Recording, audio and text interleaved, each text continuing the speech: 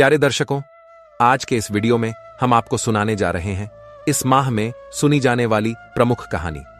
मित्रों, आज की यह कहानी है मंगलवार के दिन सुनी जाने वाली संकट और पाप हरने वाली कहानी।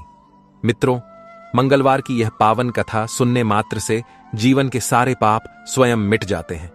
तो प्यारे दर्शकों, आज जो कथा आप सुनने जा रहे हैं वह केवल एक पौराणिक कथा नहीं, बल्कि जीवन के दुखों को मिटाने वाली एक दिव्य औषधि है।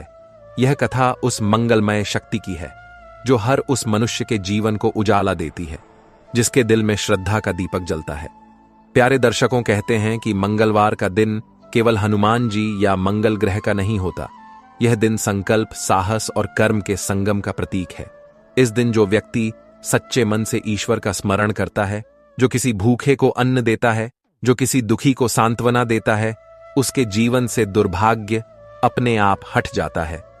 यह दिन उन लोगों के लिए वरदान है जिनके जीवन में रुकावटें हैं, जिनके प्रयास सफल नहीं हो रहे, जिनके घर में कलह है या मन में बेचैनी है, क्योंकि मंगलवार केवल एक दिन नहीं, यह एक ऊर्जावान शक्ति है जो आपके भाग्य को नया आकार देती है।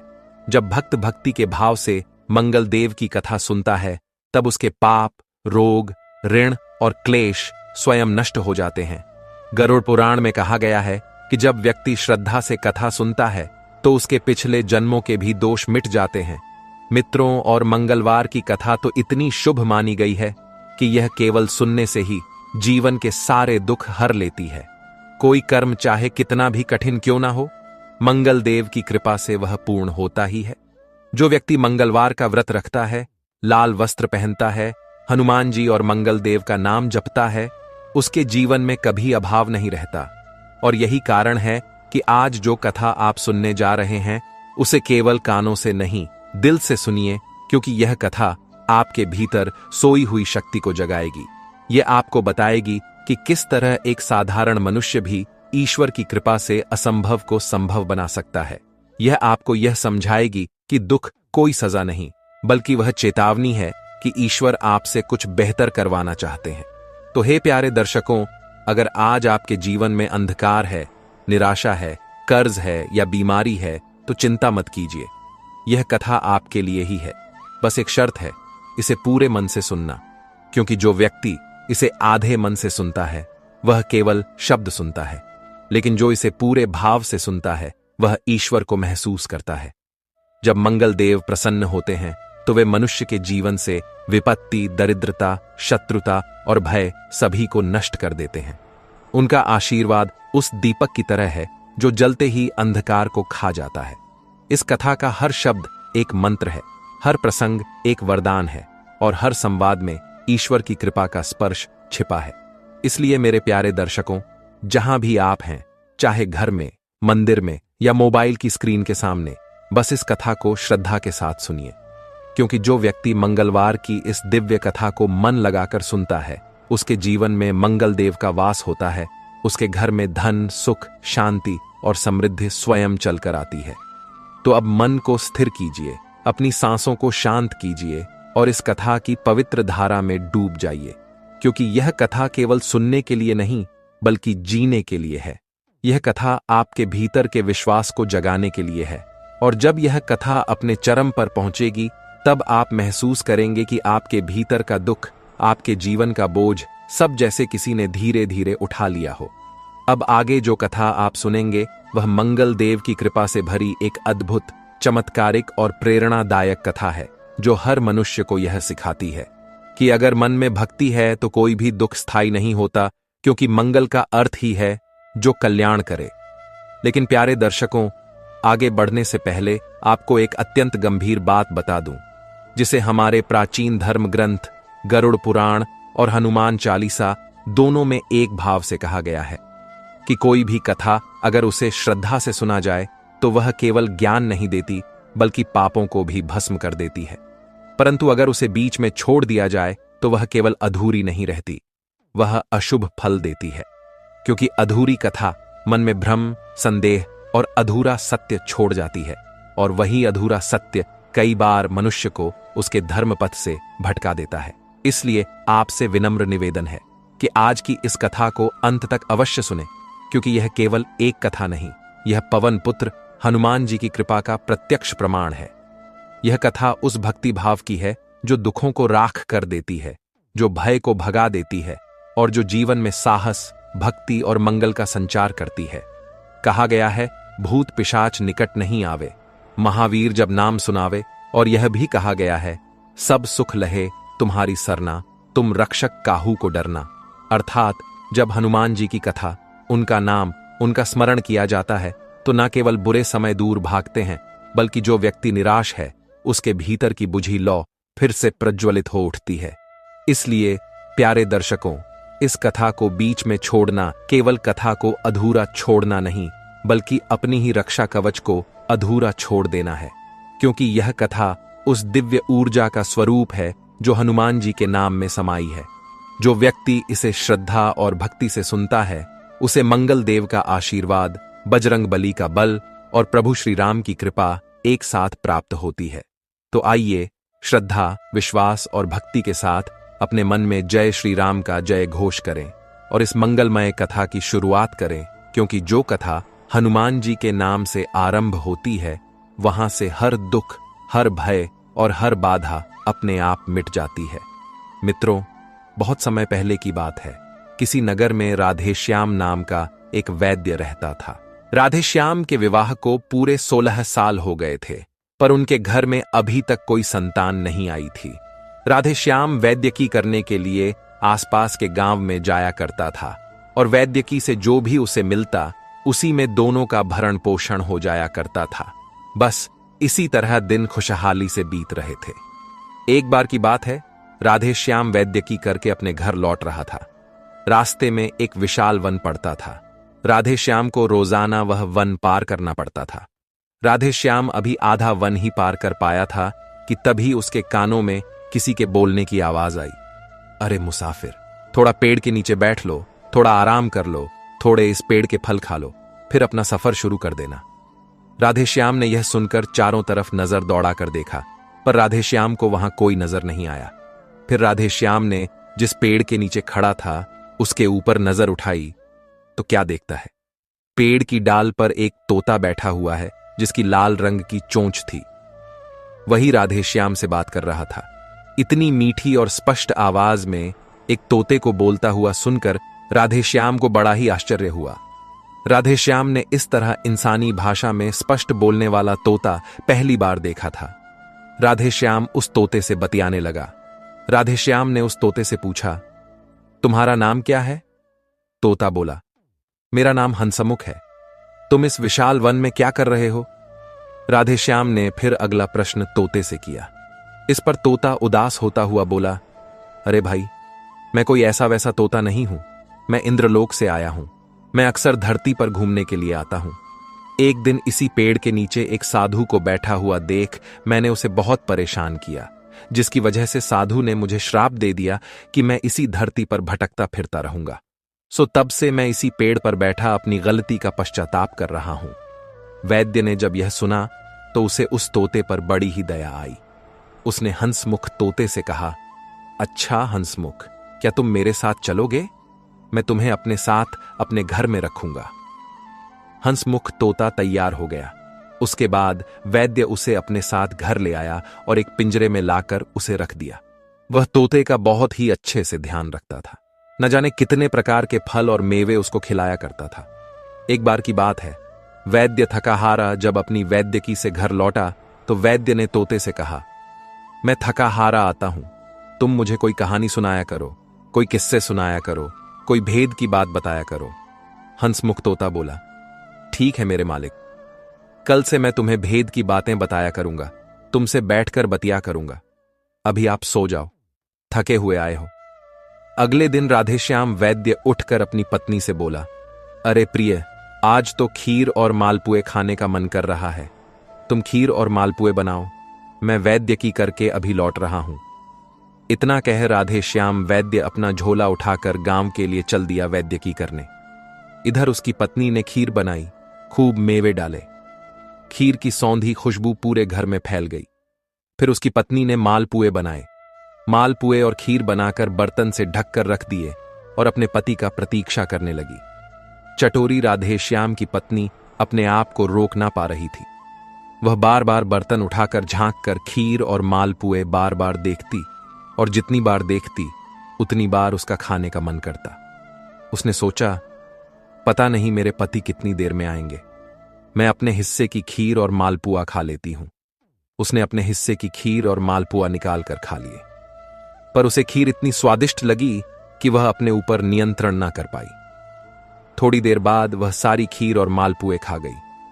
थोड़ी देर बाद राधेश्याम भी घर में आ गया। उसने घर में कदम रखते ही कहा, अरे प्रिय, खीर की तो बड़ी ही अच्छी खुशबू आ रही है, ला फटाफट लाकर दे दे मालपुए और खीर। वह पालथी मारकर हाथ मुंह धोकर बैठ गया। अब उसकी पत्नी तो हैरान हो गई, क्योंकि खीर और मालपुए तो वह छट कर गई थी। अब राधेश्याम को कहां से लाकर दे।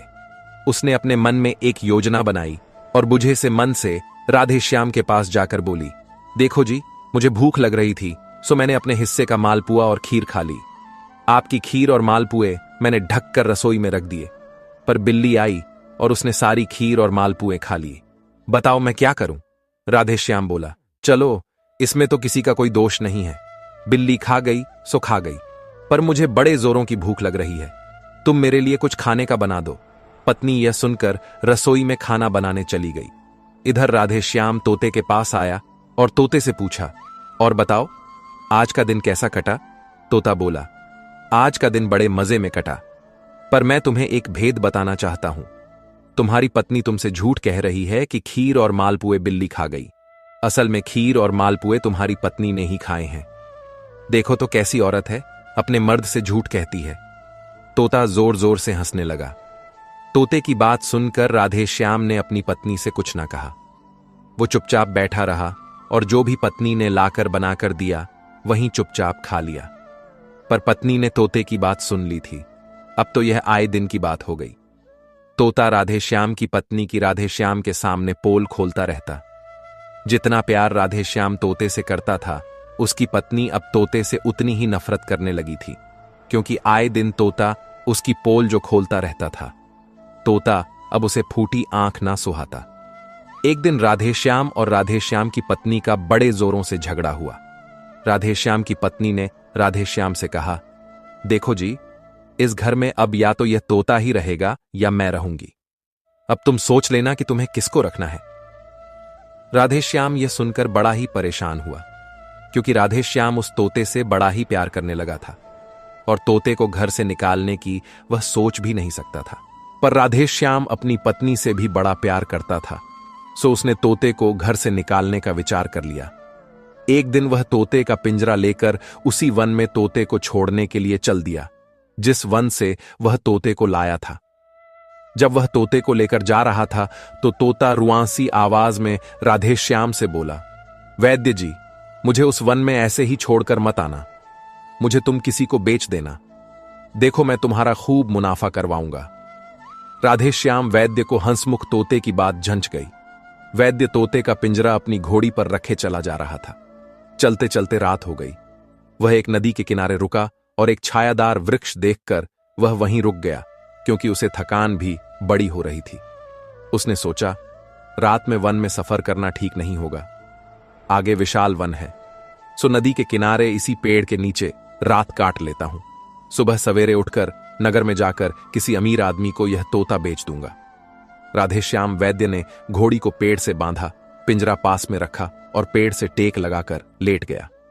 थोड़ी देर बाद हंसमुख तोता बोला, वैद्य जी, आप अपनी घोड़ी को खुला छोड़ दो, वह वन की हरी हरी घास खा लेगी, नदी से पानी पी लेगी और मेरा भी पिंजरा खोल दो। मैं पेड़ पर बैठकर थोड़े रसीले फल खा लूंगा और रात को जब तुम सो जाओगे तो तुम्हारी रखवाली भी करता रहूंगा। यह सुन वैद्य बोला, नहीं, मेरी घोड़ी भाग जाएगी और तुम उड़ जाओगे। हंसमुख तोता बोला, अरे वैद्य जी, मुझ पर विश्वास करो, मैं उड़कर कहां जाऊंगा, मैं यहीं पेड़ पर बैठकर रात को तुम्हारी और तुम्हारी घोड़ी की रखवाली करूंगा। वैद्य ने घोड़ी और तोते दोनों को आजाद कर दिया। घोड़ी पास में ही घास चरने लग गई और तोता उड़कर पेड़ पर जा बैठा। रसीले फल खाने के बाद वह पेड़ पर बैठकर पहरा देने लगा। इधर वैद्य की आंखें लग गईं। आधी रात बीत गई। हंसमुख तोता पेड़ पर बैठा घोड़ी और वैद्य की रखवाली कर रहा था। तभी उसने देखा कि नदी से निकलकर एक सफेद रंग का घोड़ा वैद्य की घोड़ी के पास आया। उसने फुसफुसाकर घोड़ी के कान में कुछ कहा। उसने एक बार तो सोचा कि वैद्य को जगा दूं, पर कुछ सोचकर उसने वैद्य को नहीं जगाया। थोड़ी देर बाद ही घोड़ी उस झाड़ी से निकलकर आकर अपने स्थान पर खड़ी हो गई और वह घोड़ा फिर से पानी के अंदर जाकर आंखों से ओझल हो गया। सुबह हुई, वैद्य की आंख खुली, पर तोते ने रात की बात उसे नहीं बताया। तोते को लेकर अपनी घोड़ी पर बैठकर वैद्य एक नगर में पहुंच गया। वहां जाकर उसने चौराहे पर पिंजरा टांग दिया और जोर जोर से आवाजें लगाने लगा, बोलने वाला अनोखा तोता खरीद लो, इसकी कीमत अगर कोई दे पाए तो इसे ले जाओ। यह बात वहां से गुजरते हुए नगर कोतवाल के कानों में भी पड़ी। वह वैद्य के पास आया और बोला, ए मुसाफिर, ऐसा तोता हमारे नगर के राजा खरीदना चाहते हैं। उनकी बहुत दिनों से अभिलाषा है कि इंसानी भाषा में बोलने वाला तोता खरीदा जाए। तुम मेरे साथ राजमहल में चलो, मैं अभी वहीं जा रहा हूं। यह सुनकर वैद्य अपने तोते का पिंजरा और अपनी घोड़ी को ले राज दरबार में पहुंच गया। राजा ने जब उस बोलने वाली अद्भुत चिड़िया को देखा तो वैद्य से पूछा, क्या कीमत लगाई है आपने इसकी? इससे पहले कि वैद्य कुछ बोलता, तोता स्वयं ही बोल पड़ा, मेरी कीमत 10,000 सोने की स्वर्ण मुद्राएं हैं। राजा ने जब तोते के मुंह से यह सुना तो वह बड़ा ही खुश हुआ। उसे बहुत दिनों से ऐसे ही तोते की तलाश थी।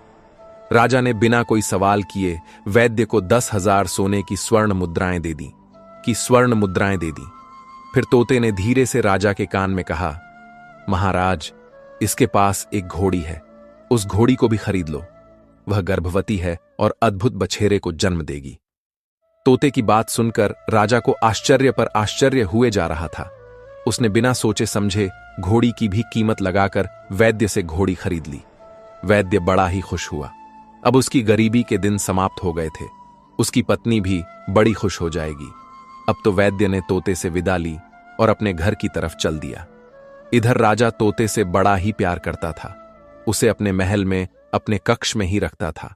राजा को जब भी समय मिलता वह तोते से घंटों बतियाता था। राजा की 4 रानियां थीं और चारों एक से बढ़कर एक सुंदर थी। एक बार की बात है, राजा को किसी दूसरे राज्य में कुछ काम पड़ गया। राजा अपने घोड़े पर सवार होकर उस नगर के लिए चल दिया।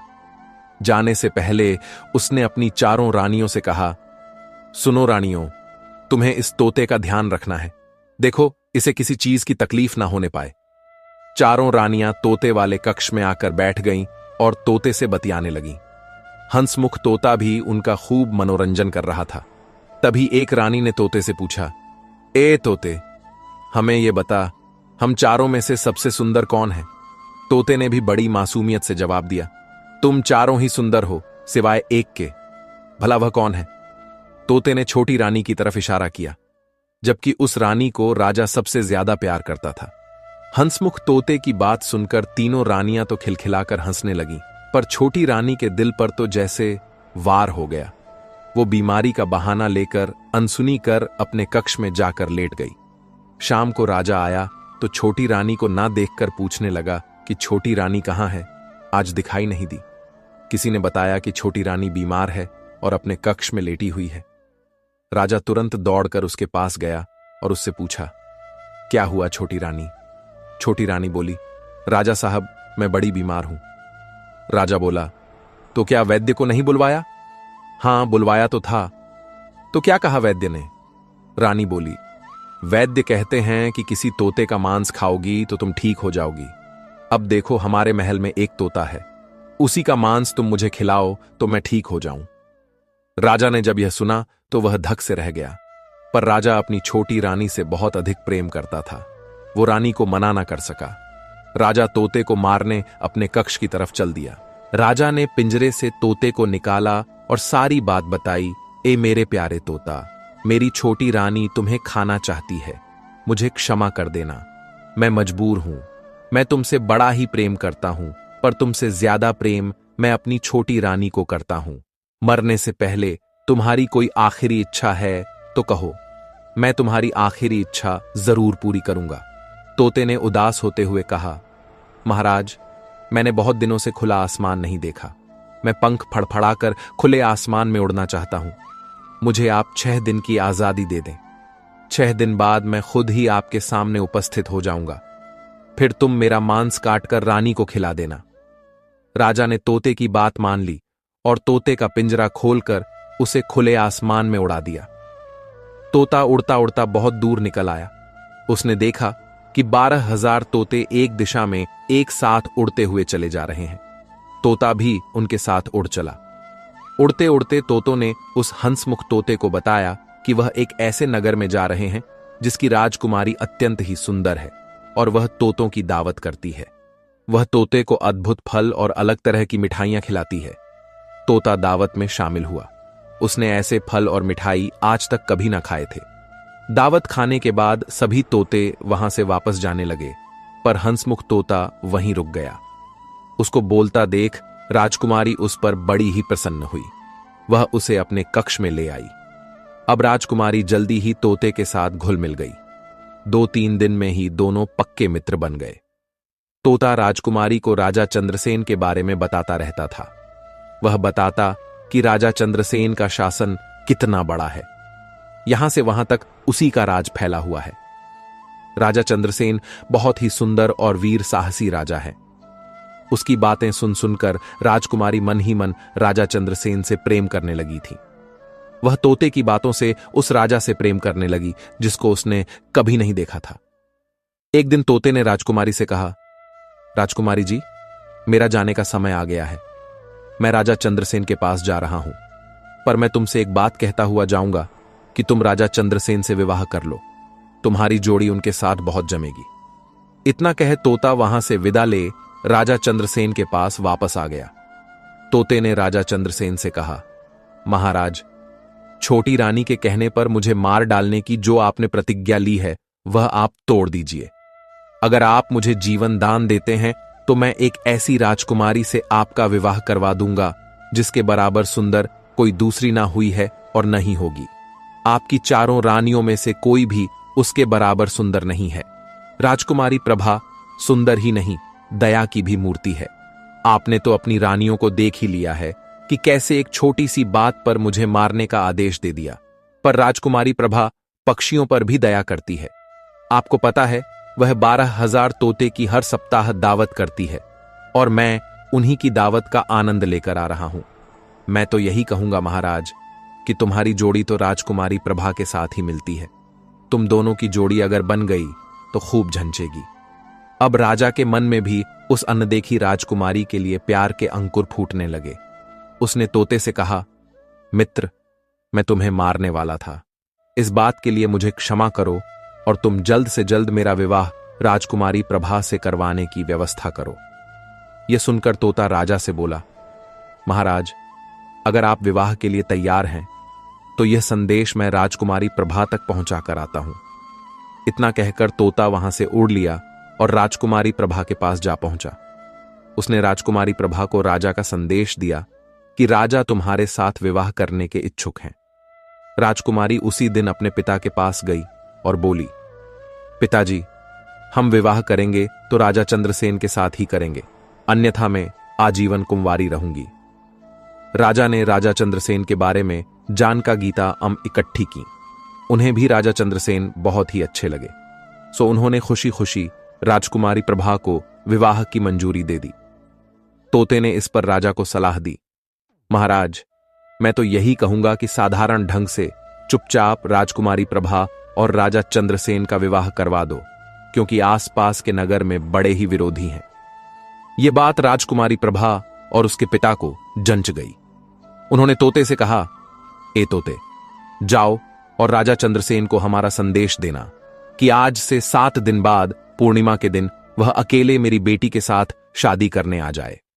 राजा की यह बात सुनकर तोता संदेशवाहक बनकर राजा चंद्रसेन के पास आया और प्रभा के पिता का संदेश उन्हें सुना दिया। यह संदेश पाकर राजा चंद्रसेन तोते से बहुत खुश हो गया। उसने तोते को धन्यवाद दिया और कहा, ए हंसमुख तोते, तूने तो मेरी मुश्किल ही हल कर दी। तेरा मुझ पर बड़ा ही उपकार है। 7 दिन बाद मैं राजकुमारी प्रभा से शादी करने जरूर जाऊंगा। मेरी 4 रानियां तो कपट से भरी हैं, जो एक निर्दोष तोते को मरवाने चली थीं। पर अब मेरे जीवन में एक निर्मल और प्रेम करने वाली राजकुमारी आएगी। तेरा मुंह पर बड़ा ही उपकार है। इस तरह 6 दिन बीत गए। 7वां दिन भी आ गया। आज पूर्णिमा का दिन था और राजा चंद्रसेन सुबह से ही उत्साहित थे। राजा चंद्रसेन ने अपने कीमती आभूषण और राजशाही वस्त्र पहने और तोते के साथ चलने के लिए तैयार हो गया। तोते के कहने पर राजा चंद्रसेन ने वही घोड़ा लिया जो उन्होंने राधेश्याम वैद्य से खरीदा था। उस घोड़े पर बैठकर राजा ने वन पार किया। वन पार करके वह घाटी नदी पार करते हुए आगे बढ़ते गए। पर यह क्या, उनके सामने अब विशाल समुद्र मुंह बाएं खड़ा था। राजा चंद्रसेन ने चिंतित होते हुए तोते से कहा, ए हंसमुख तोते, इस विशाल समुद्र को हम एक दिन में कैसे पार करेंगे? राजा की चिंता देखकर हंसमुख तोता बोला, महाराज, आप चिंता ना करें। यह जो आपका घोड़ा है, यह कोई मामूली घोड़ा नहीं है। यह समुद्र से उत्पन्न हुआ बछेरा है। इसमें अद्भुत शक्तियां हैं। यह पानी पर भी दौड़ सकता है। यह सुनकर राजा ने जैसे ही घोड़े को एड़ लगाई, वह घोड़ा पानी पर भी हवा से बातें करने लगा। वह पानी पर ऐसे चलने लगा कि जैसे मानो जमीन पर चल रहा हो। कुछ ही देर में घोड़े ने समुद्र पार कर लिया। जैसे ही वह किनारे पर आए, उन्हें दूर से ही प्रभा के पिता का साम्राज्य दिखाई देने लग गया। तोते ने राजा चंद्रसेन से कहा, महाराज, जाओ, आपकी ससुराल में आपका स्वागत है।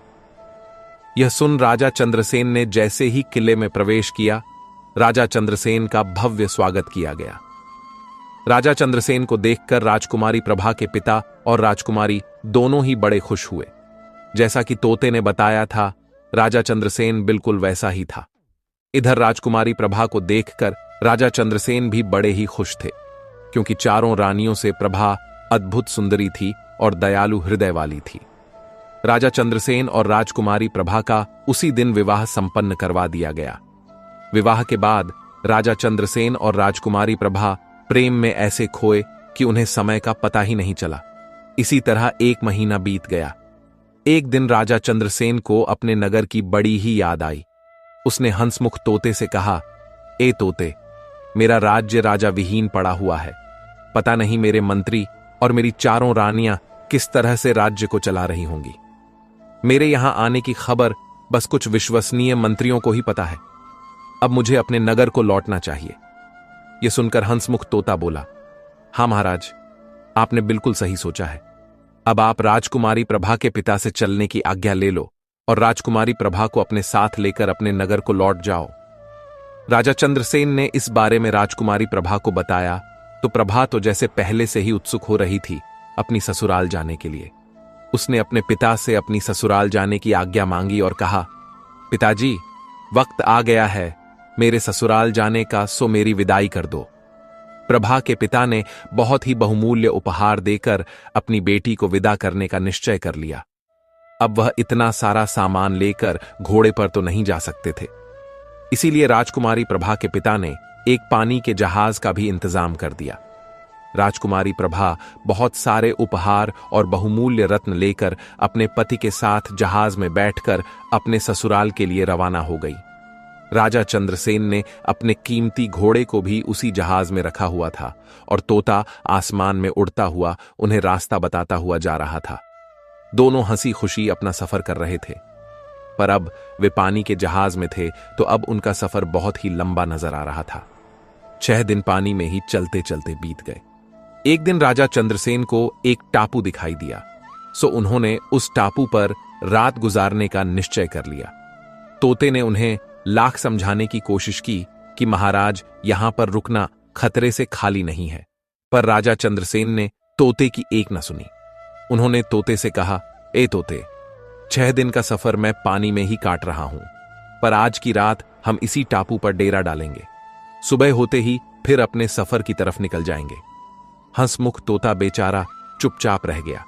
राजा ने टापू के किनारे लंगर डालकर जहाज रोक लिया और टापू पर अपने तंबू गाड़कर अपना बिस्तर लगा लिया। 6 दिन से राजा को पानी में नींद नहीं आई थी, सो आज आंखें बड़ी भारी हो रही थीं। बिस्तर पर लेटते ही राजा चंद्रसेन को बड़ी गहरी नींद आ गई। तोता वहीं पर पेड़ पर बैठा पहरा दे रहा था। थोड़ी देर बाद तोते ने देखा कि एक विशाल जहाज उनके जहाज के पास आकर रुका है। उस जहाज में सौदागर का काफिला था। सौदागर बड़ा ही निर्दयी और क्रूर था। वो जैसे ही टापू पर पहुंचा, उसने देखा कि एक जहाज खड़ा है, सो उसने लंगर डालकर अपना जहाज रोक लिया। उस सौदागर ने देखा कि जहाज में बहुमूल्य हीरे, रत्न और न जाने कितना कीमती सामान रखा है। वह थोड़ा और आगे बढ़ा तो एक पेड़ के नीचे उसे बड़ा ही सुंदर घोड़ा बंधा दिखाई दिया। उसने उस घोड़े को भी अपने जहाज पर चढ़ा दिया। फिर उसने राजकुमारी प्रभा को देखकर वो उस पर मोहित हो गया। राजकुमारी प्रभा नींद में जैसी विश्व सुंदरी लग रही थी। उस सौदागर ने राजकुमारी प्रभा को कंधे पर उठाया और अपने जहाज में ले गया। उसने राजा चंद्रसेन का जहाज भी अपने जहाज में बांध लिया था और सारा कुछ लूटकर वह वहां से चला गया। तोता वहीं पेड़ पर बैठा सब कुछ देखता रहा। न वह बोला, न वह चिल्लाया, न उसने सौदागर को रोकने की कोशिश की। सुबह हुई। जब राजा चंद्रसेन की आंख खुली तो उन्होंने देखा कि राजकुमारी प्रभा उनके पास नहीं है। वह अपने खेमे से निकलकर बाहर आए तो वहां पर घोड़ा भी गायब था ना, वहां जहाज दिखाई दे रहा था। राजा ठगा सा चारों तरफ अपनी खाली नजरों से देख रहा था। तभी तोते ने रात की सारी घटना राजा को बताई तो राजा ने तोते से कहा, ए तोते, तुमने मुझे जगाया क्यों नहीं? इतना कह राजा चंद्रसेन जोर जोर से रोने लगे। यह सुन तोते ने राजा को बताया कि महाराज, अगर मैं आपको जगा देता तो शायद आपकी जान पर भी बन जाती, क्योंकि सौदागर के साथ बहुत से हथियारबंद सिपाही थे। उन सब से तुम अकेले मुकाबला ना कर पाते, इसलिए मैं चुपचाप सब कुछ देखता रहा। लेकिन महाराज, जब वह सौदागर राजकुमारी प्रभा को अपने जहाज में लाद कर अपने नगर की तरफ गया तो मैं उसके साथ साथ उड़ चला। और महाराज, मैंने उसके नगर का भी पता लगा लिया है कि सौदागर किस नगर में रहता है। अब आप हिम्मत करके खड़े हो और अपनी रानी को ढूंढने का निश्चय करो। तोते ने राजा को ढांढस बंधाया और हिम्मत दी। तोते की हिम्मत पाकर राजा चंद्रसेन खड़ा हुआ, अपने आंसू पोंछे। पर उसके सामने समस्या यह थी कि वह इस विशाल समुद्र को अब कैसे पार करेंगे। ना उनके पास वह चमत्कारी घोड़ा था और ना ही अब अपना पानी का जहाज था। यह समस्या भी तोते ने ही हल की। तोते ने राजा चंद्रसेन से कहा, महाराज, वह जो आप सूखा पेड़ देख रहे हैं, ना अपनी तलवार से इसे काट डालो और इसे नाव का रूप दे दो। राजा ने वैसा ही किया। उस तने को काटकर राजा ने उसे नाव का रूप दिया और पानी में उतार दिया। फिर उस वन से कुछ फल तोड़े और नाव में रख लिए। धीरे धीरे चप्पू चलाते हुए राजा अपनी रानी को ढूंढने के लिए चल दिया। तोता भी आसमान में उड़ता हुआ राजा को रास्ता दिखा रहा था। उस छोटी सी नाव से सफर करते करते 15 दिन बीत गए। 15 दिन बाद वह उस नगर में पहुंचे जिस नगर में वह अत्याचारी सौदागर रहता था। वह एक बगीचे में पहुंचे। तोते ने राजा से कहा, महाराज, आप इसी बगीचे में ठहरे, मैं राजकुमारी प्रभा का पता लगाकर आता हूं। राजा दुख में व्याकुल होकर तोते से बोले, ए मेरे दोस्त, तूने मेरी बड़ी ही मदद की है और तुम्हारी बात ना मानकर मैं अब तक पछता रहा हूं। यदि मैं तुम्हारी बात मानकर उस टापू पर ना रुकता तो आज हमें यह दिन देखना ना पड़ता। ए मेरे दोस्त, तुम जाओ और रानी प्रभा का पता लगाकर आओ कि यह अत्याचारी उस पर जुल्म तो नहीं ढा रहा। सब पता करके आओ। तोता यह सुन वहां से उड़ चला। वो उड़ते उड़ते उस सौदागर के घुड़साल में पहुंचा। उसने देखा कि चमत्कारी घोड़ा वहीं पर बंधा हुआ है। घुड़साल के पास ही एक छोटा सा बगीचा था। हंसमुख तोता उस बगीचे में गया तो उसे वहां अपने जैसे असंख्य तोते मिले। हंसमुख तोते ने एक तोते से गहरी मित्रता कर ली और उससे राजकुमारी प्रभा की जानकारी इकट्ठी करने लगा। उस तोते ने हंसमुख को बताया कि हां, एक बड़ी ही खूबसूरत, बड़ी ही सुंदर स्त्री इस बगीचे में फूल तोड़ने आती है। चेहरे पर उदासी पर एक चेहरे पर अलग सा तेज है। हां, हो ना हो, वही राजकुमारी प्रभा हो सकती है। उसने तोते से पूछा, भाई, मुझे यह बताओ कि वह स्त्री फूल तोड़ने किस समय आती है? तोता बोला, अभी थोड़ी ही देर में आती होगी। थोड़ी देर बाद राजकुमारी प्रभा उस बगीचे में फूल तोड़ने के लिए आई। जैसे ही हंसमुख ने उसको देखा, वह तुरंत पहचान गया कि यह तो राजकुमारी प्रभा है। उस जालिम ने राजकुमारी प्रभा को बड़ा ही सताया था। तोते को यह देखकर बड़ा ही दुख हुआ कि जो राजकुमारी राजशाही वस्त्र पहनकर महल में शानो शौकत से रहती थी, आज उसकी यह दशा हो रही है। तोते ने साथ वाले तोते को धन्यवाद दिया और वहां से उड़ चला। वो राजा के पास पहुंचा और राजा को सारा हाल कह सुनाया। फिर राजा एक सराय में रुका। सराय का मालिक एक बूढ़ा आदमी था और उसकी सौदागर के साथ अच्छी बनती थी। उस सराय में रहते राजा चंद्रसेन को कई दिन बीत गए। एक दिन उसने उस सराय के मालिक से कहा, बाबा, मैं मुसाफिर हूं, मेरे पास कोई काम नहीं है। आपकी तो सौदागर के साथ अच्छी बनती है, आप चाहें तो मुझे उसके यहां कोई काम दिलवा सकते हैं। सराय के मालिक को भी राजा की हालत पर बड़ी दया आ रही थी। उस समय राजा राजा नहीं था, उसने भेष बदला हुआ था और वह एक मुसाफिर जैसा लग रहा था। सराय के मालिक ने राजा को ढांढस बंधाते हुए कहा, ठीक है बेटा, मैं कल ही सौदागर के यहां तुम्हारी नौकरी की बात करता हूं। अगले दिन सराय का मालिक सौदागर के पास राजा चंद्रसेन को लेकर गया और उसकी नौकरी की बात की। सौदागर ने राजा चंद्रसेन को पहचाना नहीं। उसने उसे अपने घुड़शाल में घोड़ों की देखभाल की नौकरी दे दी।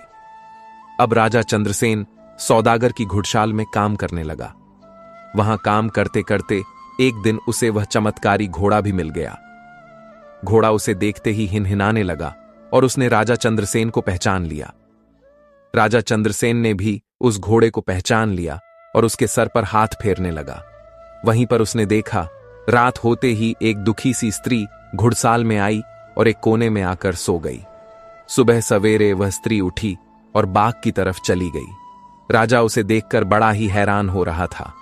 अगले दिन जब वह स्त्री घुड़साल में आई तो राजा ने उसके पास जाकर उससे बात करने का निश्चय किया। राजा उसके पास जाकर बोला, हे देवी, तुम कौन हो और यहां इस हाल में क्यों रहते हो? यह सुनकर वह स्त्री हड़बड़ाकर खड़ी हो गई और उसने अपने पल्लू से अपना चेहरा ढक लिया। वह राजा चंद्रसेन को पहचान ना पाई। असल में वह राजकुमारी प्रभा ही थी। राजा ने भी प्रभा को नहीं पहचाना क्योंकि उसने चेहरा जो ढक लिया था।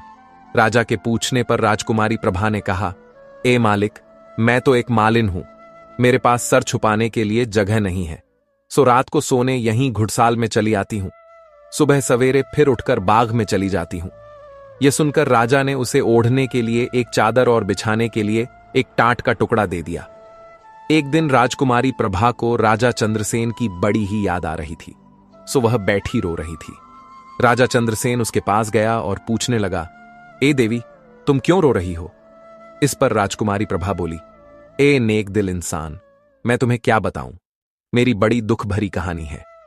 यह सुन राजा चंद्रसेन ने प्रभा से कहा, हे देवी, अगर तुम चाहो तो अपनी दुख भरी कहानी मुझे सुना सकती हो। कहते हैं बांटने से दुख कम हो जाता है। यह सुन रानी प्रभा ने अपनी पूरी कहानी राजा चंद्रसेन को सुना दी। कहानी सुनते ही राजा चंद्रसेन की आंखों में आंसू आ गए। वह समझ गए कि यह स्त्री कोई और नहीं, यह तो वही रानी प्रभा है जिसे ढूंढते ढूंढते वह यहां तक पहुंचे हैं और इतने समय से वह इन्हीं की घुड़साल में आकर सोती रही, पर वह उसको पहचान ना पाई। आहो दुर्भाग्य, तू कैसी रचना रच रहा है। मेरी पत्नी मेरे पास ही थी और मैं उसे पहचान ना पाया। राजा ने अपने आंसू पोंछे और धीरे से कहा, राजकुमारी प्रभा। प्रभा ने एक अजनबी से अपना नाम सुना तो हैरान रह गई। उसने पलटकर देखा तो उसके सामने राजा चंद्रसेन खड़े थे। रानी प्रभा ने जब राजा चंद्रसेन को देखा तो दौड़कर फूट फूट कर रोने लगी। दोनों की आंखों से आंसू धारा बह रही थी। इतने दिन का विरह सह सहकर दोनों निढाल से हो गए थे। एक दूसरे से गले लगकर दोनों न जाने कितने पल ऐसे ही खड़े रहे। उन्हें विश्वास ही नहीं हो रहा था कि हम कभी मिल भी पाएंगे। इधर हंसमुख तोते का हाल सुनो। तोतों की बगिया में रहते हुए वह उन्हीं के साथ घुल मिल गया और वह यह भी भूल गया कि राजा को बता दे, जो स्त्री घुड़साल में रहती है वही रानी प्रभा है। पर आखिर राजा को रानी मिल ही गई और एक दूसरे को देखकर भाव विभोर होते रहे। राजा ने रानी को ढांढस बंधाते हुए कहा, रानी, हम आज रात ही यहां से निकल जाएंगे। वो चमत्कारी घोड़ा भी इसी घुड़साल में बंधा हुआ है, पर अफसोस कि मेरा दोस्त हंसमुख तोता न जाने कहां चला गया। यह सुन राजकुमारी प्रभा बोली, अरे महाराज, जिस बगिया में मैं फूल चुनती हूं वो हंसमुख तोता उसी बगिया में तो रहता है। उसी ने मुझे तुम्हारे यहां आने की खबर दी थी, पर उसने मुझे यह नहीं बताया कि तुम इस घुड़साल में काम करते हो। यह सुन राजा ने भी सोचा कि उसने मुझे भी नहीं बताया कि तुम ही रानी प्रभा हो। तोते पर राजा को गुस्सा तो आया, पर उसे हंसी भी आई कि है तो पक्षी, वह भी भूल गया होगा। उसे भी तो बहुत दिनों बाद इतने रसीले फल खाने के लिए मिले थे। फलों के चक्कर में वह यह बताना भूल गया होगा। राजकुमारी प्रभा तोते की भाषा समझती थी। वह उसी समय बगीचे में गई और हंसमुख को पुकारा। हंसमुख उड़ते हुए रानी प्रभा के पास आया। यह क्या? राजा चंद्रसेन और रानी प्रभा को एक साथ देखकर तोता हैरान हो गया। उसने राजा से पूछा, महाराज, आखिर आपने रानी प्रभा को ढूंढ ही लिया? राजा ने हंसमुख से कहा, हां दोस्त, ढूंढ तो लिया, पर तू तो हमें भूल ही गया था। यह सुनते ही हंसमुख तोते को अपनी भूल का स्मरण हुआ। उसने राजा और रानी से माफी मांगी और कहा, राजन, मुझे क्षमा करें। मैं राजा बोला, कोई बात नहीं मित्र, तुमने मेरी बड़ी मदद की है। अब राजकुमारी प्रभा जब हमें मिल गई है तो हमें आज रात को ही यहां से निकलना चाहिए। तोता बोला, ठीक है महाराज, आप अपनी रानी को लेकर उस चमत्कारी घोड़े पर बैठकर रात को निकलिए। मैं आसमान में उड़ता हुआ आपके पीछे आ जाऊंगा। रात का अंधेरा होते ही राजा चंद्रसेन ने उस चमत्कारी घोड़े को खोला और चुपके से अस्तबल के बाहर आ गया। रानी प्रभा को घोड़े पर बिठाया और घोड़े को एड़ लगाई। एड़ लगते ही घोड़ा हवा से बातें करने लगा। घुड़साल के सिपाही उन्हें पकड़ने के लिए दौड़े, पर वह उनके हाथ कहां आने वाले थे। वह तो आंखों से पलक झपकते ही ओझल हो गए। हंसमुख तोता भी आसमान में उड़ते हुए राजा के साथ हो लिया। सिपाही भी पीछे पीछे दौड़ रहे थे। राजा अब समुद्र के किनारे पहुंचा। उसने घोड़े को फिर से एड़ लगाई तो वह पानी पर दौड़ने लगा। सारे सिपाही आश्चर्य से भरे राजा को जाते हुए देखते रहे। घोड़े को पानी पर दौड़ता हुआ देख उन सिपाहियों के मुंह खुले के खुले रह गए। जब तक वे कुछ समझ पाते, राजा उनसे बहुत दूर निकल चुका था। सौदागर के सिपाहियों ने ही जब सौदागर को यह सब बताया तो वह गुस्से में हाथ मलता रह गया। उसे तो अब तक घोड़े के चमत्कार के बारे में पता ही नहीं था। उसे राजकुमारी प्रभा के हाथ से निकल जाने से ज्यादा घोड़े के हाथ से निकल जाने का दुख हो रहा था। इधर राजा चंद्रसेन राजकुमारी प्रभा को लेकर अपने नगर पहुंचा। नगर के बाहर ही उसने डेरा डाला और अपने विश्वसनीय मंत्रियों को बुलाया।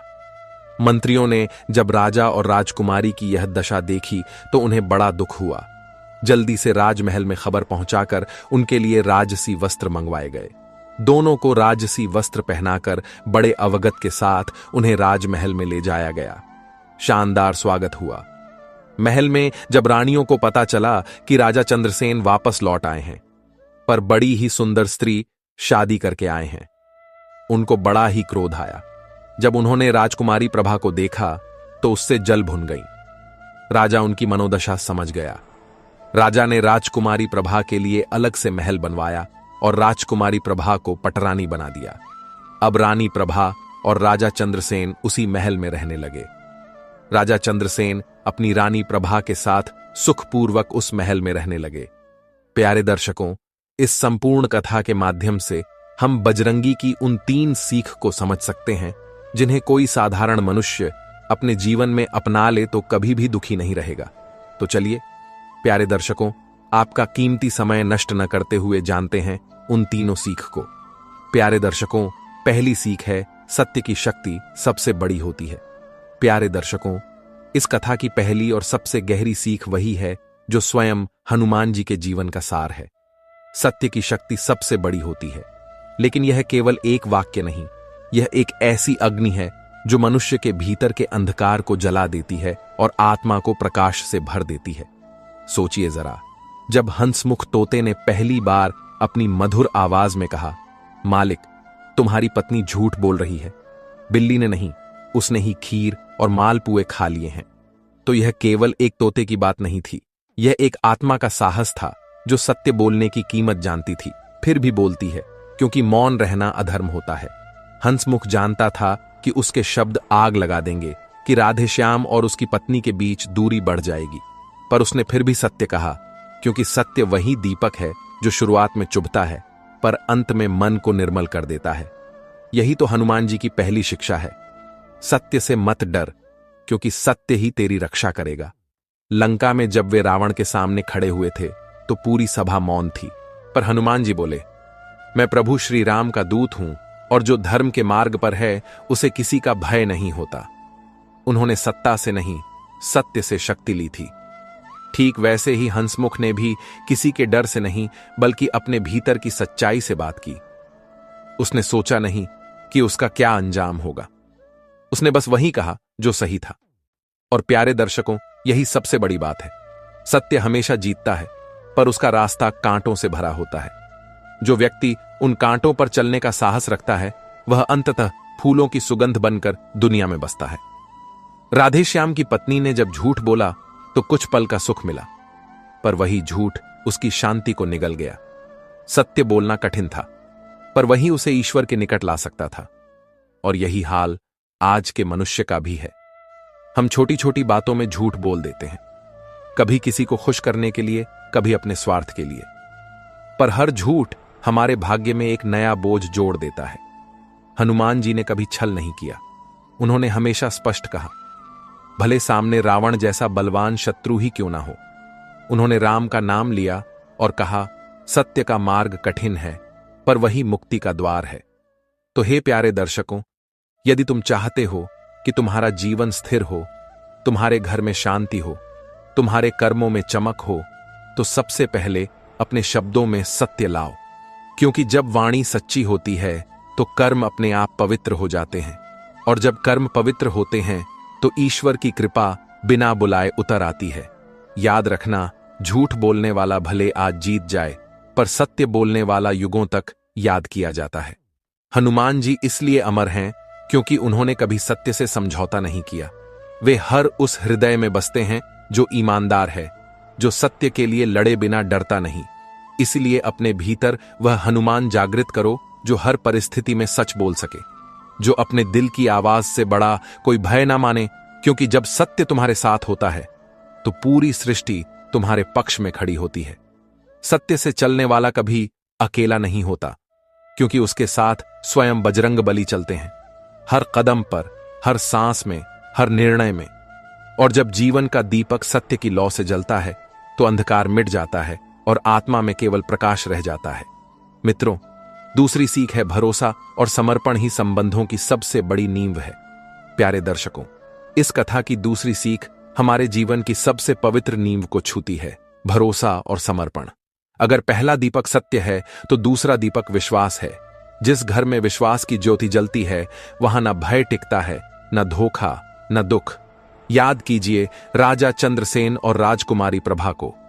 कितने तूफान आए उनके जीवन में, कितनी बार बिछड़ गए, कितनी बार हालात ने उन्हें तोड़ने की कोशिश की, पर क्या उन्होंने एक दूसरे पर से भरोसा खोया? नहीं, कभी नहीं। जब सौदागर ने छल से राजकुमारी प्रभा का अपहरण कर लिया तो राजा चंद्रसेन टूट तो गए, पर उन्होंने विश्वास नहीं छोड़ा। उन्होंने कहा, मेरी प्रभा जीवित है, मैं उसे ढूंढ निकालूंगा।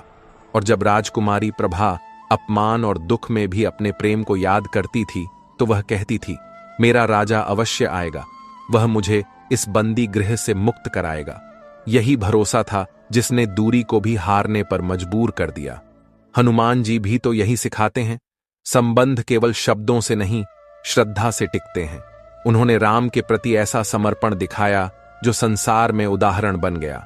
जब लंका जली, जब सागर पार हुआ, जब सीता माता का संदेश लेकर वे लौटे, तो वह केवल ताकत से नहीं हुआ, वह हुआ अटूट विश्वास से। हनुमान जी ने कभी नहीं पूछा, प्रभु क्या मैं कर पाऊंगा? उन्होंने बस कहा, प्रभु आपकी इच्छा मेरी शक्ति है। ठीक वैसे ही राजा चंद्रसेन और रानी प्रभा ने भी एक दूसरे के प्रति यही भाव रखा। वे दोनों जानते थे कि प्रेम केवल शब्द नहीं होता, वह प्रतीक्षा होती है, त्याग होता है और विश्वास की अग्नि में तपना होता है। रानी प्रभा ने अत्याचार सहे पर अपने राजा को धोखा नहीं दिया। राजा चंद्रसेन ने अंधकार में भी अपनी रानी की खोज छोड़ी नहीं। यह वही निष्ठा है जो हर युग में प्रेम को जीवित रखती है। आज का मनुष्य संबंधों में सब कुछ चाहता है, सुविधा, संगति, सुख, पर विश्वास खो चुका है। थोड़ी सी परेशानी, थोड़ी सी दूरी और भरोसा टूट जाता है। पर सुनो प्यारे दर्शकों, जहां भरोसा कमजोर हो जाए वहां कोई रिश्ता टिक नहीं सकता, और जहां भरोसा गहरा हो वहां सबसे बड़ी दूरी भी मिट जाती है। हनुमान जी सिखाते हैं, जो समर्पण में जिए वही संबंधों में शांति पाए। उन्होंने अपनी शक्ति प्रभु को समर्पित की थी। उन्होंने कहा था, मैं शरीर से तुम्हारा सेवक हूं, मन से तुम्हारा भक्त हूं और आत्मा से तुम्हारा अंश हूं। ऐसा समर्पण ही इंसान को दिव्य बनाता है। राजा चंद्रसेन और रानी प्रभा के बीच भी यही दिव्यता थी। जब दोनों वर्षों बाद मिले तो उन्होंने एक दूसरे को किसी गलती के लिए दोष नहीं दिया। उन्होंने केवल एक दूसरे को देखा और वह एक नजर ही सब कुछ कह गई। उस एक क्षण में सारी दुगीताओं पिघल गई, सारी पीड़ाएं मिट गईं, क्योंकि प्रेम में जहां विश्वास हो वहां कोई बंधन नहीं रहता, केवल आत्मा का संग होता है। हे प्यारे दर्शकों, यदि तुम अपने जीवन में सुख चाहते हो तो अपने परिवार, अपने साथी, अपने मित्रों पर विश्वास रखो। शक का बीज कभी मत बो, क्योंकि शक हर रिश्ते की जड़ को खा जाता है, और जब जड़ सूख जाती है तो सबसे हरा भरा पेड़ भी सूख जाता है। हनुमान जी का दूसरा संदेश यही है, जो संबंधों में भरोसा रखता है उस पर स्वयं ईश्वर भरोसा करते हैं, क्योंकि ईश्वर केवल भक्त की पूजा से नहीं, उसकी निष्ठा से प्रसन्न होते हैं। इसीलिए अपने जीवन में हनुमान की यह शिक्षा उतारो। विश्वास रखो, समर्पण रखो और प्रेम में स्थिर रहो, क्योंकि जहां विश्वास है वहीं परिवार है, वहीं सुख है, वहीं ईश्वर का वास है। जो अपने संबंधों को भरोसे की मिट्टी में सींचता है, उसका जीवन हनुमान जी की कृपा से सदैव हरा भरा रहता है। इसी तरह मित्रों, तीसरी सीख है, सेवा और भक्ति का फल कभी व्यर्थ नहीं जाता। प्यारे दर्शकों, इस कथा की तीसरी और सबसे गहरी सीख वही है जो हनुमान जी के चरित्र की आत्मा है। सेवा और भक्ति का फल कभी व्यर्थ नहीं जाता, क्योंकि जो दूसरों के लिए जीता है, जो प्रेम और करुणा से किसी का भला करता है, वह कभी खाली नहीं रहता।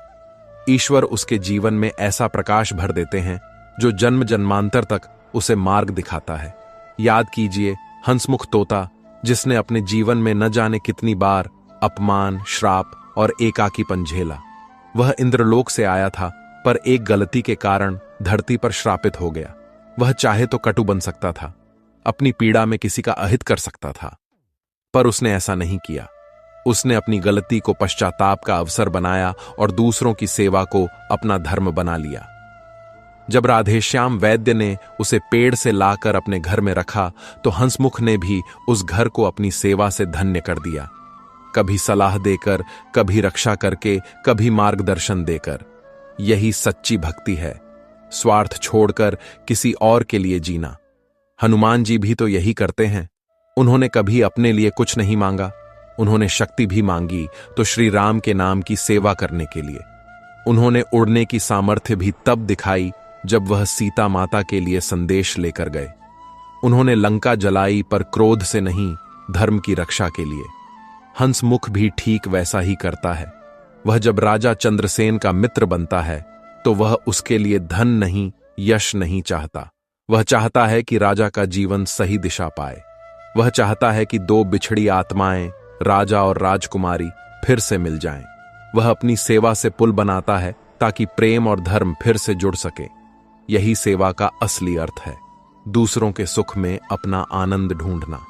पर प्यारे दर्शकों, आज मनुष्य ने सेवा को सौदे में बदल दिया है। आज वह मदद करता है तो बदले में उम्मीद रखता है। वह धन्यवाद सुनना चाहता है, वह प्रशंसा चाहता है। पर हनुमान जी सिखाते हैं, सच्ची सेवा वह है जो बदले की आशा से परे हो। सेवा वह है जो मौन में की जाए, जहां हाथ काम करे पर दिल बोले, प्रभु यह आपके नाम से है। जब राजा और रानी प्रभा अंततः मिलते हैं तो वह क्षण केवल प्रेम का नहीं, सेवा का फल है। यह हंसमुख की भक्ति का प्रतिफल है। उसने किसी से पुरस्कार नहीं मांगा, फिर भी उसे सबसे बड़ा इनाम मिला, प्रेम, सम्मान और अपनापन। राजा ने उसके लिए विवाह की व्यवस्था करवाई और उसे सदा के लिए अपना परिवार बना लिया, क्योंकि जो दूसरों की भलाई करता है उसे अंततः वही भलाई कई गुना होकर लौटती है। हनुमान जी भी कहते हैं, जो दूसरों की सेवा में लगा रहता है उसका जीवन स्वयं ईश्वर संभाल लेते हैं। उन्होंने कभी अपने सुख की चिंता नहीं की, कभी अपनी महिमा का घमंड नहीं किया। फिर भी आज संसार में कोई नाम इतना पूजनीय नहीं जितना हनुमान का है, क्योंकि उन्होंने हर काम भक्ति और सेवा से किया। तो हे प्यारे दर्शकों, यदि तुम जीवन में महानता चाहते हो तो शक्ति नहीं, सेवा मांगो, क्योंकि शक्ति सीमित है पर सेवा असीम है। सेवा करने वाला कभी गरीब नहीं होता, भक्त कभी खाली नहीं लौटता। जिसके भीतर निस्वार्थ भक्ति और सेवा का भाव जाग गया। समझो, उसके जीवन में हनुमान जी का वास हो गया। इसलिए आज से एक व्रत लो, किसी की मदद करो पर नाम मत लो, किसी का दुख बांटो पर उसका बखान मत करो, क्योंकि यही सच्ची सेवा है, यही सच्ची भक्ति है। जो मनुष्य बिना स्वार्थ के दूसरों के लिए जीता है, उसके हर कदम में हनुमान जी साथ चलते हैं। उसके हर कर्म में ईश्वर मुस्कुराते हैं और उसके जीवन का हर क्षण आशीर्वाद बन जाता है। सेवा करो, प्रेम से करो, मौन रहकर करो, क्योंकि सेवा और भक्ति का फल कभी व्यर्थ नहीं जाता। वह लौटता है, पर बदले में नहीं, आशीर्वाद बनकर, कर्म फल बनकर और अमृता बनकर। प्यारे दर्शकों, यह कथा अभी यहीं पर खत्म नहीं होती। अभी हम मंगलवार की उस दिव्य कथा को सुनेंगे जिसे सुनने मात्र से जीवन के सारे दुख स्वयं मिट जाते हैं। प्यारे दर्शकों, मंगलवार के पावन दिन जब प्रभु की कृपा बरसती है, जब किसी भी दुखी हृदय की पुकार सीधे भगवान तक पहुंचती है, मित्रों, कहा जाता है जो व्यक्ति सच्चे मन से मंगलवार की यह दिव्य कथा सुनता है, उसके जीवन के सारे दुख, सारे भय और सारे संकट स्वयं मिट जाते हैं। इसीलिए आज जो कहानी आप सुनने जा रहे हैं उसे अंत तक अवश्य सुनिए, क्योंकि इसमें वह शक्ति है जो आपकी किस्मत का अंधकार मिटा सकती है। प्यारे दर्शकों, इसी तरह एक कहानी और सुनिए। मित्रों, बहुत समय पहले एक छोटे से गांव में गीता नाम की लड़की रहती थी। वह बहुत ही सरल, धार्मिक और सहनशील स्वभाव की थी। बचपन से ही उसके घर में परेशानियां थीं। पिता के पास कर्ज था, मां बीमार रहती थी और खुद गीता दिन रात मेहनत करती थी ताकि परिवार का पेट भर सके। लेकिन उसकी हर कोशिश के बावजूद घर की स्थिति सुधरती नहीं थी, जैसे कोई अदृश्य शक्ति उसके परिवार को दुख की डोर में बांधे रखी हो। एक शाम गीता रोते रोते मंदिर चली गई। उसने हनुमान जी के सामने सिर झुकाकर कहा, हे प्रभु, मैंने कभी किसी का बुरा नहीं किया, फिर मेरे घर में इतनी पीड़ा क्यों है? उसी समय मंदिर के द्वार पर एक वृद्ध संत प्रकट हुए। उनकी आंखों में तेज था, पर चेहरे पर करुणा झलकती थी। उन्होंने मुस्कुराकर कहा, बेटी, हर पीड़ा का कारण पिछले जन्मों के कर्म होते हैं, लेकिन हर कर्म का समाधान भी भगवान के भक्ति में छिपा होता है। मंगलवार का यह दिन तेरे जीवन को बदल सकता है, अगर तू इसे श्रद्धा से अपनाए। गीता ने पूछा, बाबा, मुझे क्या करना चाहिए? संत बोले, हर मंगलवार सूर्योदय से पहले उठ, नहा धोकर एक दीपक जलाकर हनुमान जी को प्रणाम करना। किसी से कटु वचन मत बोलना, किसी का अपमान मत करना और शाम को दोबारा दीप जलाकर प्रभु को धन्यवाद कहना। 7 मंगलवार तक ऐसा करना, फिर देखना तेरे जीवन का हर अंधकार मिट जाएगा। गीता ने संत की बात मानी। अगले मंगलवार उसने पहली बार यह व्रत किया। सुबह सुबह उठकर दीप जलाया और पूरे दिन मन में शांति रखी।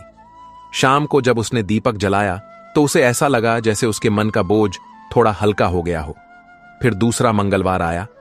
इस बार उसने अपने पड़ोसी की मदद की जिसके घर का चूल्हा बुझा हुआ था। तीसरे मंगलवार को उसने एक भूखे कुत्ते को रोटी खिलाई। चौथे मंगलवार को उसने पिता से कहा, आप चिंता मत करें, प्रभु जरूर मदद करेंगे। धीरे धीरे उसके जीवन में बदलाव आने लगा। पिता को एक पुराना व्यापारी मिला जिसने उनका पुराना कर्ज माफ कर दिया। मां की तबीयत भी ठीक होने लगी। गांव के लोग गीता से कहने लगे, तेरे जीवन में यह प्रकाश कहां से आया? गीता मुस्कुराकर कहती, जब इंसान अपनी नीयत साफ कर देता है तो किस्मत खुद झुक जाती है। 7वें मंगलवार की सुबह गांव में भारी वर्षा हुई। बरसों से सूखी जमीन पर गीता ली छा गई। लोग बोले, यह गीता की भक्ति का फल है। उस शाम गीता मंदिर पहुंची, दीपक जलाया और बोली, हे प्रभु, मैं आपका आभार मानती हूं, आपने मेरे परिवार के सारे दुख हर लिए। तभी उसके सामने वही वृद्ध संत प्रकट हुए और बोले, बेटी, तेरी भक्ति ने ना केवल तेरे घर को बचाया बल्कि पूरे गांव को जीवन दिया। याद रख, मंगलवार केवल पूजा का दिन नहीं, यह सेवा और संयम का दिन है। जो सच्चे मन से दूसरों के लिए दीप जलाता है उसके अपने घर में कभी अंधकार नहीं रहता। उस दिन से गीता हर मंगलवार गांव के मंदिर में भंडारा करने लगी। कोई भी भूखा नहीं सोता था। धीरे धीरे उसका छोटा गांव समृद्ध हो गया। लोग कहते, यह गीता की कथा है जिसने हनुमान जी की भक्ति से अपने घर घर में खुशियां फैलाई। प्यारे दर्शकों, इस कथा का संदेश यही है कि जब हम सच्चे मन से मंगलवार की कथा सुनते हैं और अपने जीवन में प्रेम, क्षमा, सेवा और संयम अपनाते हैं, तब हमारे सारे दुख मिट जाते हैं। दुख तब तक रहता है जब तक मन अशांत रहता है, लेकिन जैसे ही मन प्रभु के चरणों में झुकता है, हर पीड़ा स्वयं चली जाती है। इसलिए आज संकल्प लीजिए कि हर मंगलवार एक दीपक अवश्य जलाएंगे, किसी एक व्यक्ति की मदद करेंगे, किसी जीव को अन्न देंगे और हनुमान जी का स्मरण करेंगे। बस यही वह चमत्कारी मंत्र है जिससे जीवन में कभी दुख नहीं रहेगा। हे प्रभु, जो यह कथा श्रद्धा से सुने, उनके जीवन में सुख, शांति और समृद्धि बरसे। अब आगे एक कहानी और सुन लीजिए, अघन मास में सुनी जाने वाली प्रमुख मंगलवार व्रत कथा। मित्रों, यह कहानी है लीला और अघन मास के मंगलवार व्रत की चमत्कारी कथा। प्यारे दर्शकों, एक समय की बात है। एक छोटे से गांव में लीला नाम की एक सीधी सादी और धर्मपरायण महिला रहती थी। उसका जीवन संघर्षों से भरा था। पति की अकाल मृत्यु के बाद उस पर अपने 2 छोटे बच्चों और बूढ़ी सास की जिम्मेदारी आ गई थी। गरीबी इतनी थी कि 2 वक्त की रोटी का इंतजाम करना भी मुश्किल हो जाता था। लीला दिन रात मेहनत करती, खेतों में काम करती, लोगों के घरों में चौका बर्तन करती, पर फिर भी गुजर बसर ठीक से नहीं हो पाती थी। उसके मन में हमेशा एक अज्ञात भय और निराशा का भाव रहता था। गांव में एक बुजुर्ग और ज्ञानी पंडित जी रहते थे, जिनका नाम दीनबंधु था। लीला अक्सर उनके पास अपने दुख दर्द बताती थी। एक दिन जब लीला बहुत हताश होकर पंडित जी के पास गई, तो पंडित जी ने उसे ध्यान से सुना और मुस्कुराते हुए कहा, बेटी लीला, तुम इतनी निराश क्यों हो? भगवान ने हर समस्या का समाधान दिया है। तुम अघन मास में आने वाले मंगलवार के व्रत क्यों नहीं करती? यह व्रत भगवान हनुमान को समर्पित है और जो भक्त सच्चे मन से इसे करता है, उसकी सभी मनोकामनाएं पूरी होती हैं और जीवन में चमत्कार होते हैं। लीला ने पहले कभी इस व्रत के बारे में नहीं सुना था। उसने उत्सुकता से पूछा, पंडित जी, यह व्रत कैसे किया जाता है और इसके क्या नियम हैं? पंडित दीनबंधु ने विस्तार से समझाया, अघन मास में मंगलवार के दिन सुबह जल्दी उठकर स्नान करो, फिर लाल वस्त्र धारण करके हनुमान जी की मूर्ति या चित्र के सामने बैठो। उन्हें लाल फूल, सिंदूर, गुड़ और चने का भोग लगाओ, दीपक जलाओ और हनुमान चालीसा का पाठ करो। दिन भर निराहार रहो और शाम को मीठा भोजन जैसे चूरमा या हलवा खाकर व्रत का पारण करो। इस दिन हनुमान जी के मंत्रों का जाप करो और अपनी सच्ची श्रद्धा से उनसे प्रार्थना करो। लीला ने पंडित जी की बात मान ली। अगले अघन मास के पहले मंगलवार को उसने पूरे विधि विधान से व्रत रखा। सुबह उठकर बच्चों को संभालकर और घर का काम निपटाकर उसने स्नान किया और पास के मंदिर में जाकर हनुमान जी की पूजा की। उसने अपनी सारी समस्याओं और दुखों को हनुमान जी के चरणों में समर्पित कर दिया। पहला मंगलवार का व्रत उसने बड़ी मुश्किल से पूरा किया। दिन भर पेट में चूहे कूदते रहे, पर उसने हिम्मत नहीं हारी। शाम को बच्चों और सास को खाना खिलाकर उसने स्वयं थोड़ा सा चूरमा खाया। कुछ दिन तो सब वैसा ही रहा, पर लीला के मन में एक नई आशा जागृत हो चुकी थी। उसे लगने लगा था कि अब सब ठीक हो जाएगा। दूसरे मंगलवार को भी उसने पूरी निष्ठा से व्रत किया। इस बार उसे थोड़ी शांति महसूस हुई। तीसरे मंगलवार को जब लीला व्रत कर रही थी, तभी गांव में एक सेठ जी आए। वे अपने खेतों में काम करने के लिए कुछ ईमानदार और मेहनती लोगों की तलाश में थे। किसी ने उन्हें लीला के बारे में बताया। सेठ जी लीला के घर पहुंचे और उसकी सादगी और कर्तव्य निष्ठा से बहुत प्रभावित हुए। उन्होंने लीला को अपने खेतों में काम करने का प्रस्ताव दिया और मजदूरी भी अच्छी देने की बात कही। लीला की आंखें खुशी से भर आईं। यह हनुमान जी का ही चमत्कार था जिसने उसे यह अवसर दिया था। अब लीला को पहले से अधिक काम मिलने लगा। उसकी आर्थिक स्थिति में धीरे धीरे सुधार आने लगा। वह अपने बच्चों को अच्छा खाना खिला पा रही थी और सास के लिए दवाइयां भी खरीद पा रही थी। हर मंगलवार को वह पूरी श्रद्धा से व्रत करती और हनुमान जी का गुणगान करती। समय बीतता गया और लीला का जीवन सुखमय होता गया। वह सेठ जी के यहां ईमानदारी से काम करती रही और जल्द ही सेठ जी ने उसे अपने मुख्य मुंशी के रूप में नियुक्त कर दिया। लीला की बुद्धि और लगन ने उसे सफलता की सीढ़ियां चढ़ने में मदद की। उसने अपने बच्चों को अच्छी शिक्षा दी और उन्हें संस्कारवान बनाया। उसके बच्चे बड़े होकर सफल और सम्मानित व्यक्ति बने। लीला अब एक संपन्न महिला बन चुकी थी, पर उसने कभी अपनी विनम्रता और ईश्वर के प्रति श्रद्धा नहीं छोड़ी। वह हर अघन मास में मंगलवार का व्रत करती रही और गरीबों की मदद करती रही। उसने गांव में एक छोटा सा हनुमान मंदिर भी बनवाया, जहां हर मंगलवार को भंडारा होता था और लोग आकर हनुमान जी का आशीर्वाद प्राप्त करते थे। एक दिन पंडित दीनबंधु लीला के मंदिर में आए। लीला ने उनके चरण स्पर्श किए और अपनी सफलता का पूरा श्रेय उन्हें और हनुमान जी को दिया। पंडित जी ने मुस्कुराते हुए कहा, बेटी लीला, यह तुम्हारी सच्ची श्रद्धा और कर्मों का फल है। हनुमान जी हमेशा अपने भक्तों पर कृपा करते हैं। तुमने यह सिद्ध कर दिया कि अगर इंसान सच्ची लगन और विश्वास के साथ भगवान का स्मरण करे तो कोई भी बाधा उसे रोक नहीं सकती। लीला का जीवन गांव वालों के लिए एक प्रेरणा बन गया। हर कोई उसके साहस, धैर्य और भगवान के प्रति अटूट विश्वास की मिसाल देता था। अघन मास के मंगलवार व्रत की महिमा दूर दूर तक फैल गई और कई लोगों ने लीला से प्रेरणा लेकर इस व्रत को करना शुरू किया। मित्रों, लीला की कहानी सिखाती है कि सच्ची श्रद्धा और अटूट विश्वास से भगवान को प्रसन्न किया जा सकता है और वे भक्तों की हर मनोकामना पूरी करते हैं। केवल भगवान पर निर्भर रहना ही काफी नहीं है, बल्कि अपने कर्मों को ईमानदारी और लगन से करना भी उतना ही महत्वपूर्ण है। जीवन में कितनी भी कठिनाइयां आए, हमें धैर्य और सहनशीलता के साथ उनका सामना करना चाहिए। जब हमें सफलता मिले तो हमें दूसरों की मदद करनी चाहिए और समाज के लिए कुछ अच्छा करना चाहिए। निराशा को त्याग कर हमेशा आशावादी और सकारात्मक रहना चाहिए, क्योंकि हर रात के बाद सुबह जरूर होती है। मित्रों, यह कहानी हमें यह भी याद दिलाती है कि हमारे आसपास भी ऐसे कई चमत्कार होते हैं जिन्हें हम अक्सर देख नहीं पाते। बस हमें अपने मन की आंखों को खोलने और ईश्वर की कृपा को महसूस करने की जरूरत है। प्यारे दर्शकों, यह जीवन एक अनमोल यात्रा है जिसमें हर कदम पर हमें सीखने और बढ़ने का अवसर मिलता है। कभी कभी रास्ते कठिन लगते हैं, अंधकार छा जाता है और हम निराशा के भंवर में फंस जाते हैं। परंतु याद रखिए, हर समस्या अपने साथ समाधान लिए आती है। हर चुनौती हमें और मजबूत बनाने के लिए होती है। ईश्वर ने हमें असीम शक्ति और अदम्य साहस से नवाजा है। बस जरूरत है उस आंतरिक शक्ति को पहचानने की, उस विश्वास को जगाने की जो हमें किसी भी परिस्थिति से लड़ने की हिम्मत देता है। अपनी यात्रा में कभी भी हार मत मानिए, क्योंकि सबसे बड़ा चमत्कार तब होता है जब आप उम्मीद छोड़ने वाले होते हैं और तभी एक नई किरण दिखाई देती है। अपने मन में सकारात्मकता का दीपक जलाए रखें, दूसरों की मदद करें और अपने कर्मों में सच्चाई का मार्ग अपनाएं। याद रखिए, आपकी नीयत जितनी साफ होगी, आपका जीवन उतना ही प्रकाशमय होगा।